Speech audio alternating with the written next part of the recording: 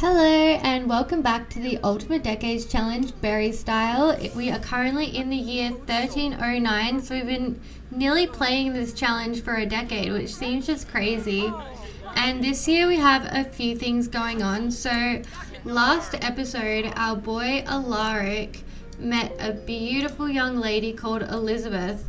However, his best friend and cousin Peter, I think they're cousins, brother-in-law, I don't know, some relationship, but Peter was living with us and he and Elizabeth had a prior relationship. So the boys argued it out. They played a game of Don't Wake the Llama, which Lucian lost and Peter won. So Peter got to marry Elizabeth, but it did make our boy Lucian realize that he is now ready for marriage. He is ready for marriage at the ripe old age of 15.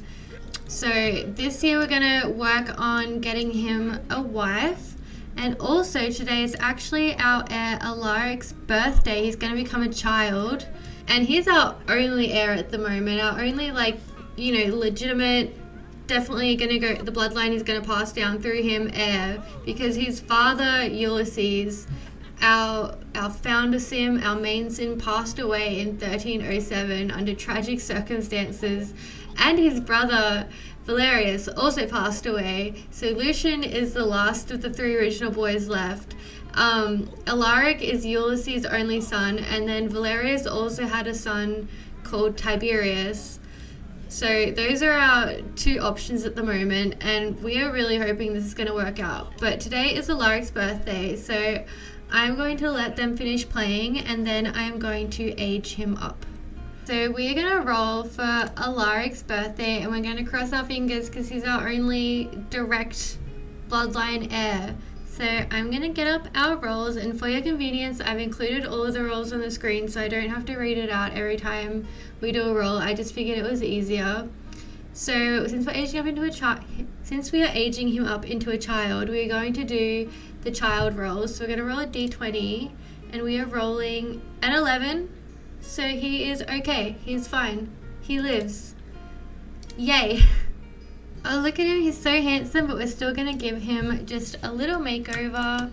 Here he is, all made over, and he is looking so fly in his new fit. And he can actually help us with the garden now. I am a little bit sad because he looked so freaking cute as a toddler, but thankfully we still have little Sybil, who is just eating a dinosaur. It's so adorable. And so I also kind of messed up last episode, and I harvested everything even though it wasn't the end of the season. I get my dates confused sometimes, and I got confused looking at the calendar. So we're still in autumn, but we've got our winter crops in, and I'm just gonna look after them and keep them through the winter. And I'll just keep the boys doing the weeds and stuff, but we've already done our harvest for the season. So I'm just gonna leave it as it is and just make sure nothing dies. We also have to keep looking after our cow Clover, who's getting very old, and we have a few chickens. Our favorite chicken did die. Can't remember if it was last episode or a couple episodes ago, but it was devastating. His name was Don't Kill Me, and despite the name, he did die. Although he didn't get killed, he died of old age, so maybe that's okay.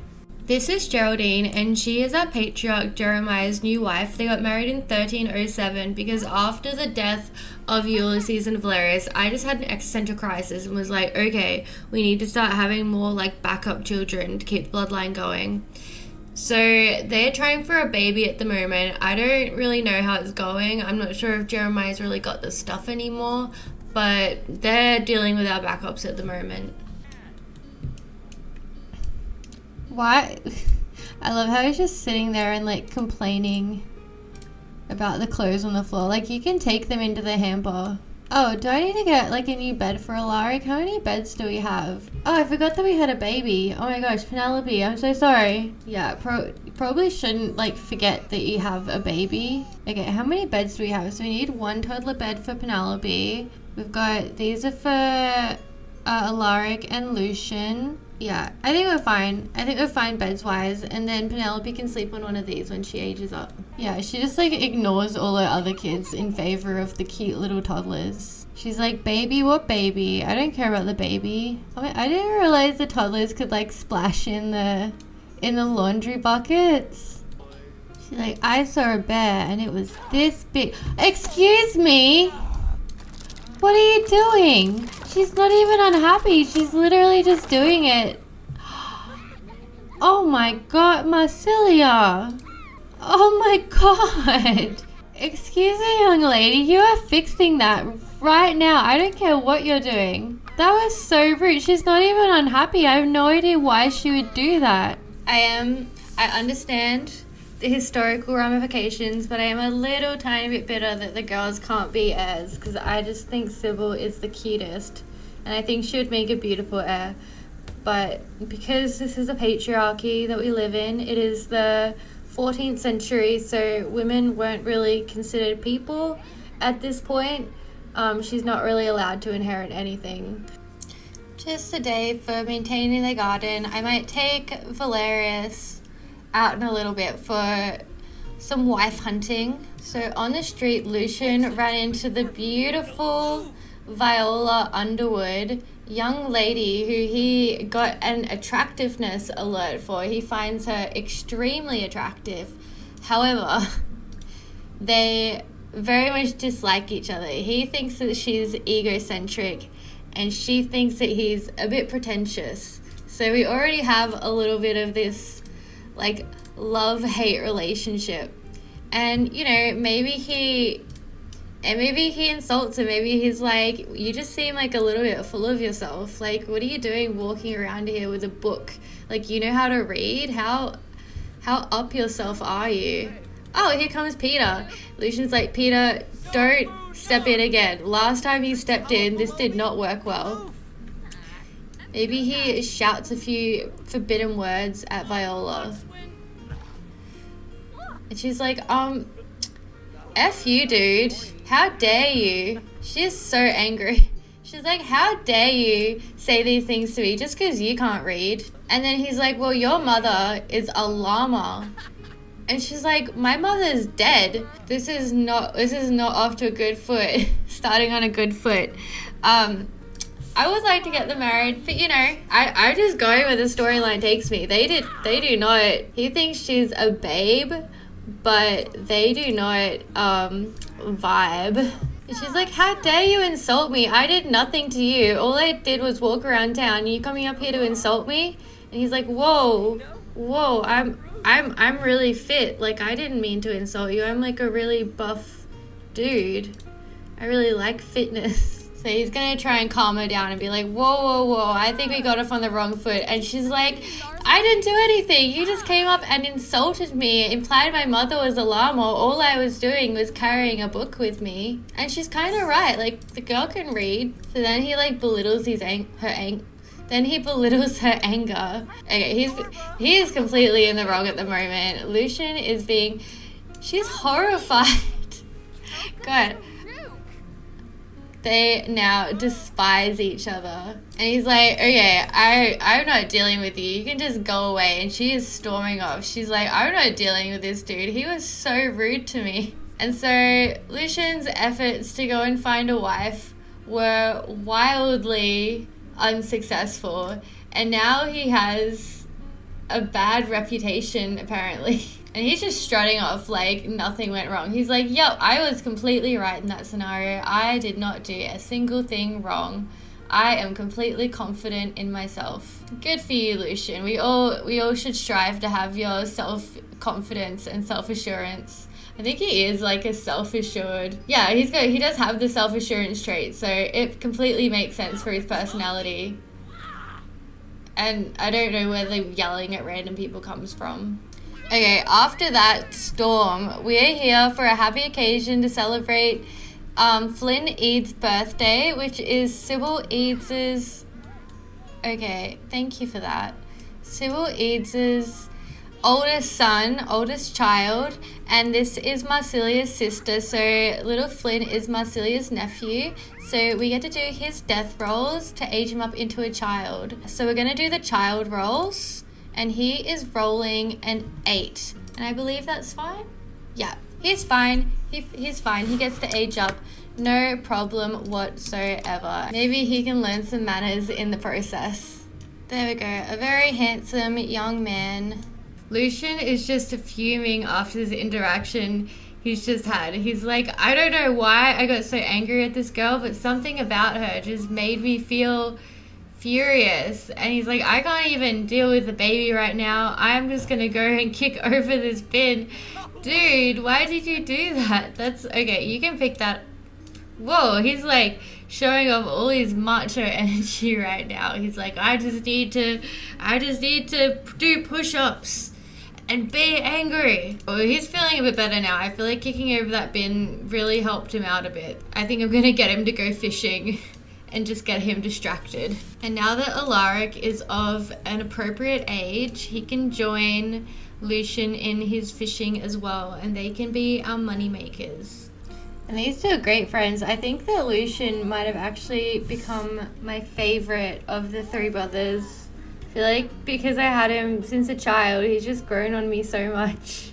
I still want Alaric to live, but I guess if we have Lucian as a backup, it's not the worst option, although I don't know what his chances are of getting married considering how he handles women he's attracted to. So after all that drama, Lucian decided to go to the bar to have a drink and calm down, and he brought his nephew Alaric along with him because, you know, it's totally appropriate to take a small child to a bar. I mean, it is the 14th century.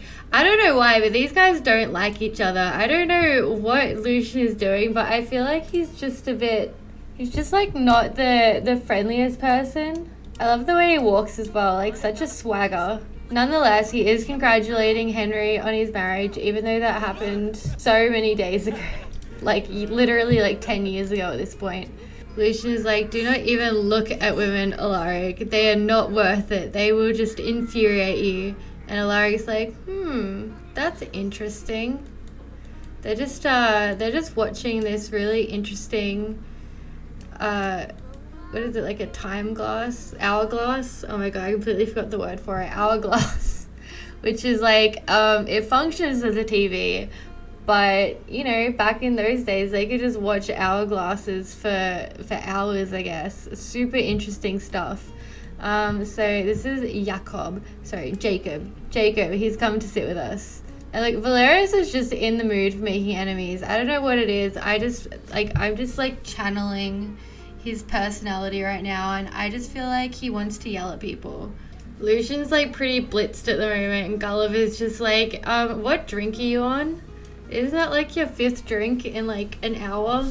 Lucian's like, dude, I'm just working on some personal stuff at the moment, but he really needs to pee. Okay, you go to the bathroom, and then I think you can head home. I was hoping that our lady love might come and drop in, but she decided against it, which is probably for the best because I think he's still in a pretty weird mood.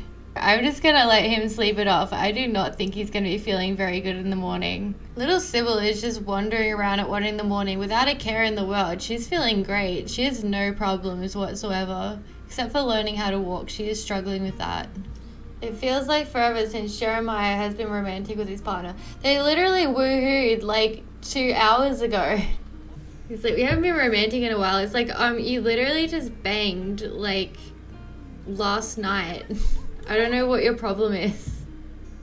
God, everyone's just so happy. I don't even know what to do with them. They're just all like having the best time of their lives. So Lucian decided to come to the graveyard, and apparently everyone else decided to come as well. So we're having like a bit of a party at the graveyard.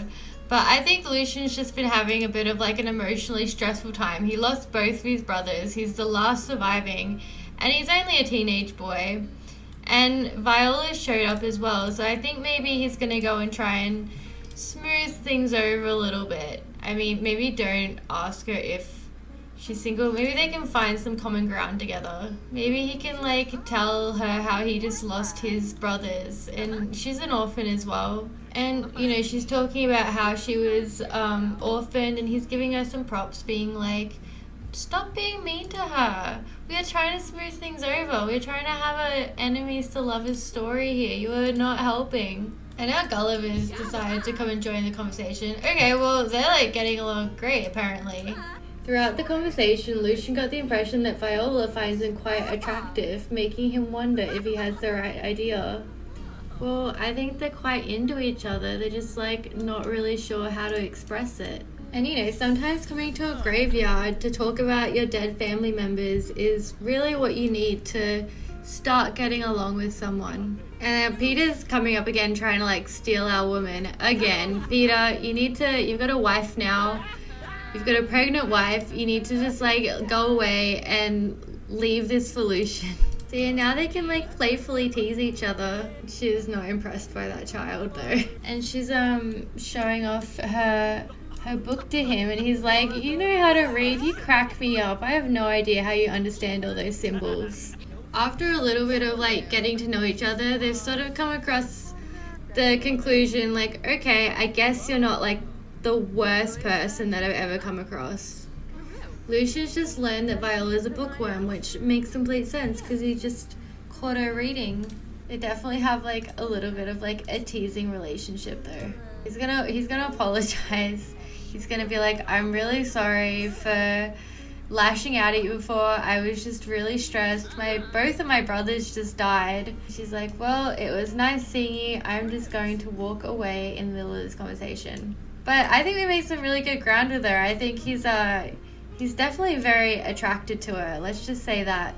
And also we got to check out my graveyard, which is currently an in progress situation, a work in progress. But while we're down here, I'm gonna bring Lucian downstairs and just give him a chance to mourn his brothers and his mother.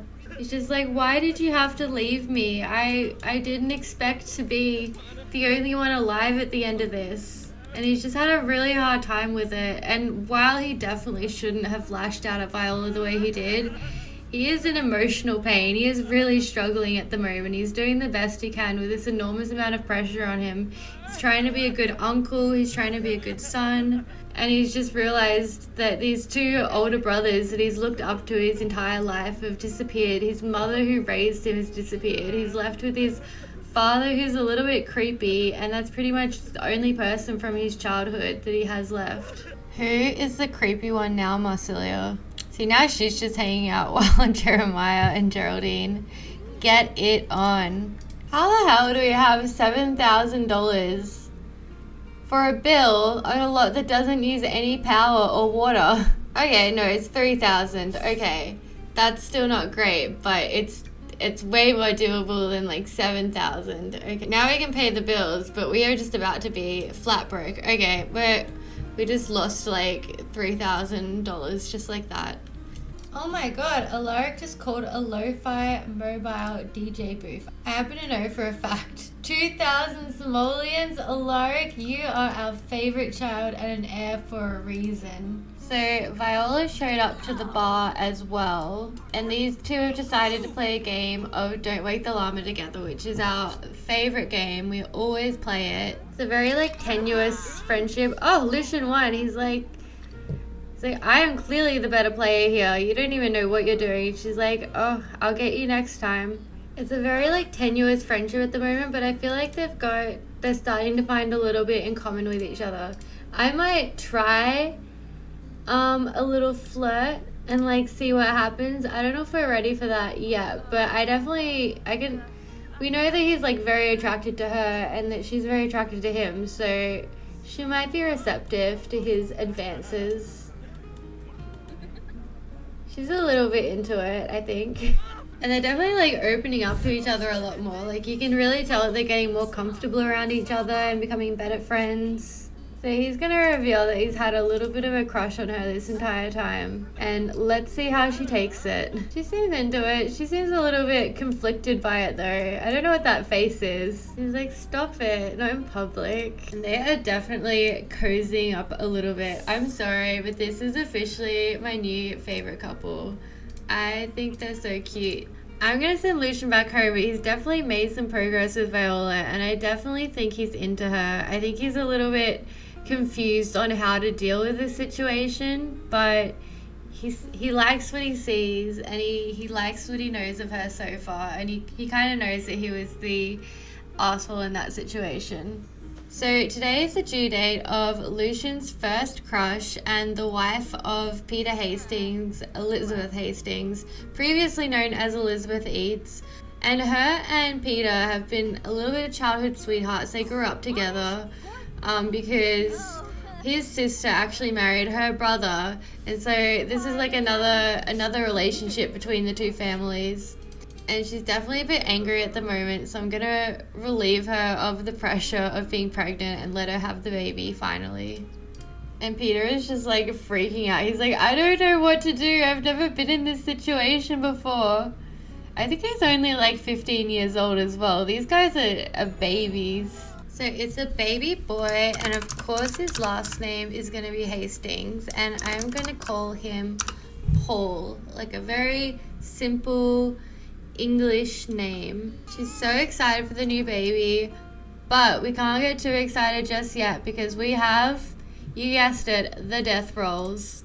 Let us do it. Okay, so first we're gonna roll for mum with the birth roll. We're rolling a d20 and we are rolling a 15, so it's not a 1. She is fine. And now for the baby, we are rolling a 19, another good number. Perfect. So mum and baby are completely fine, and we have nothing to worry about, and they can just enjoy being together. Okay, it is currently the birthday of the heir to the throne, Edward Devereux, Florent Devereux's older son, and Florent is not the greatest father. You can see he's just like left his baby crying without even a glance. So we're gonna do our death rolls for Edward to see if he gets to age up.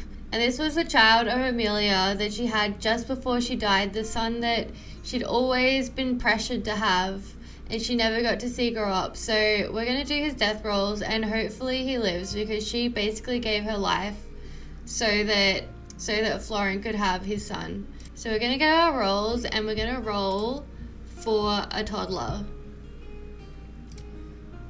Let's roll that number, and we are rolling a 5, which is a safe roll. Little Edward Devereux does get to age up. Florent, will you do the honors? Will you actually look after your son? Thank you so much for taking time out of your busy schedule to actually do something for your infant son that you were so excited to have. Okay, well, Lena's already gotten there. So this is Lena Devereux, and that is Florent and Leopold's mother, and I guess she's going to be the one doing the aging up today. So cute. Okay, we have to give this little child a makeover. So we do coin flips to determine the genetics, because the custom genetics are totally broken in this game. So first I'm going to roll for the hair, and if he lands on a heads, then he gets his mother's hair, and if it's a tails, he gets his father's, and same for the eyes. So I'm going to flip the coin for hair, and he gets his mother's hair, and his mother had beautiful purple hair. And I'll fix up the hairstyle in a moment. Beautiful. And now we're going to roll for his eyes, or flip, for the eyes. And so he's also landed on his mother's eyes, and she had dark green eyes. And I can't help but feel like it's a final revenge having a son that looks exactly like her, when all Florent ever wanted and ever pressured her to do was to have a son. And so he is all aged up, the future heir of England. Hopefully he'll make it to adulthood. And we have one more order of business here today. Lena Devereux, who is currently punching this dragon. It is unfortunately the last day of her life. She's lived a long time. She's outlived her husband, certainly. And so she is going to die, unfortunately. And I'm just going to say that she's caught some sort of illness and has passed away. So I guess it's rabies. I don't know where you would get rabies from at this time. Was rabies really around in England during this time? I have no idea. But regardless, she has passed away, and the really unfortunate thing about this is that she was kind of the glue holding the two brothers together. Wait, where are you? Holding the two brothers together. Florent Devereux, the current king, and his brother Leopold Devereux, they despise each other. They hate each other. And the only reason, this is not helping. The only reason they've gotten along for as long as they have is because their mother has been there to oversee their relationship, really. And now that she's gone, Lord knows what is going to happen. Here is a Grim Reaper to pick her up, and now the two brothers can really fight with each other with no one kind of intervening. Lena's final resting place can be down here next to her husband in the cemetery, and this is where I also have Amelia resting. And as you know, as the years go on, we're gonna grow up this cemetery and make it a lot bigger, but this is where we're at for now. And obviously I still have a lot of decorating to do, so it's still a work in progress, but we'll get there. And so I'm gonna leave it there for today. But thank you so much for watching. Next year, we're going to see how Lucian and Viola's relationship develops.